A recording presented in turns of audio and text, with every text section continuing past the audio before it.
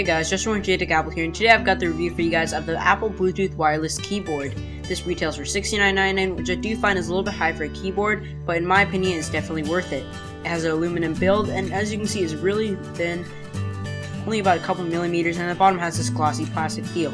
The best part of this keyboard, apart from its aluminum and high quality build as well as its slimness, is its chiclet style keys, making it really easy to type, and the top where you have the the shortcut keys made for Macs. This is also a Bluetooth keyboard that works pretty well, and it does also require a couple of batteries, which I'll be showing you later, but the battery doesn't really live too long. Overall, apart from this battery problem, everything else seems to work fine on this keyboard, and I have really enjoyed it over the time I've used it. All you need to do is turn it on, connect it to your Mac, and you're good to go. Thanks for watching, guys. This is just a review of the Apple Bluetooth wireless keyboard. Stay tuned for more.